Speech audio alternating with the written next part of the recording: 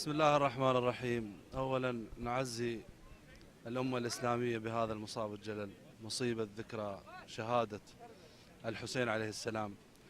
الخدمة حسب ما لمسنا حقيقة، خدمة الموكب الحمد لله خدمة تعبر عن إيمان حقيقي بالقضية الحسينية، إيمان حقيقي بخدمة زائر الحسين.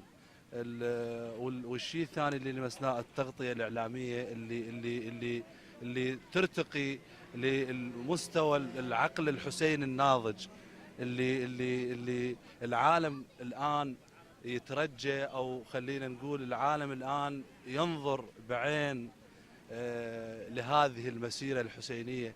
فحقيقة أثلجتم القلوب خدام الحسين، خصوصا في موكب عراق المقدسات، وإن شاء الله نتأمل الكثير والكثير، وكلكم خير إن شاء الله، وعظم الله لكم الأجر وأحسن الله لكم العزاء. خدمة في موكب عراق المقدسات لا يمكن الوصف عنها من خلال تعبيرنا. وجدنا الخدمة كل ما يريده الزائر هو موجود له، وخدمة لا يمكن الوصف عنها ويعجز التعبير عن وصفها. ولكن بهذه المناسبة أحب أن أعزي صاحب العصر والزمان ومراجعنا العظام والأمة الإسلامية جمعاء بذكرى استشهاد أبي الأحرار الإمام الحسين سلام الله عليه، سائلين الباري عز وجل أن يمن علينا هذه النعمة ويجعلنا مع الحسين دنيا وآخرة بحق محمد وآل محمد. وهذه الأبيات أهديها من خلال قناتكم الموقرة.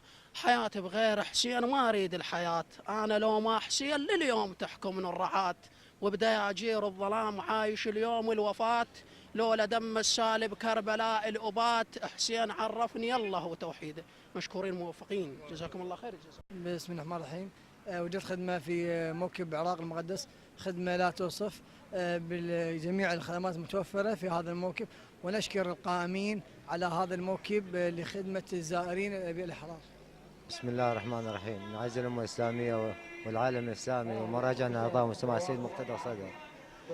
جينا ولقينا الموكب، شرفنا بتشريف، يعني مجازات بيسعد الله، يعني الله هو اللي يجازيهم وينصرهم ويوفقهم، ونشكر منهم وبارك الله بيهم، والله يكثر من أمثالهم.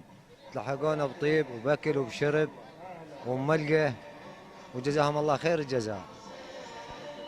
الله يجازيهم ويوفقهم ويوفقكم إن شاء الله. والله الخدمة الحمد لله وشكر كلها يعني إخواننا وأهلنا، وماكو خدمة يعني بأي دولة ماكو هيك خدمة.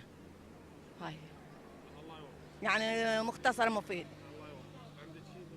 والله أنا أول ما أعزي صاحب العصر والزمان، وأعزي مراجعنا العظام، ويعني أي موجود أي شيعي شو اسمه لازم يطبق الشعائر. وأطلب من إخواننا زائرين أن الالتزام.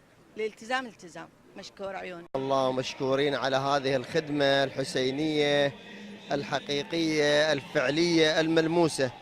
أولا يمتاز هذا الموكب حقيقة، يعني من شفناه بالتوعية وبالنصائح الدينية، بالإضافة للخدمات الموجودة من ناحية الطعام، من ناحية التوجيه، من ناحية الزيارة، من ناحية الإرشادات وفتاوى المرجعية، مرجعيتنا مرجعية السيد المستمرة والزائرين، والنصائح المستمرة اللي جاي يقدمها الموكب للزائرين من خلال الخدمة ومن خلال الخدم.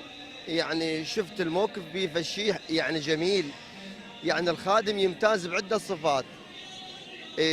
الخادم يقدم نصيحة، يقدم الاستفتاء، ويقدم النصيحة، ويقدم الزيارة، ويقدم الطعام.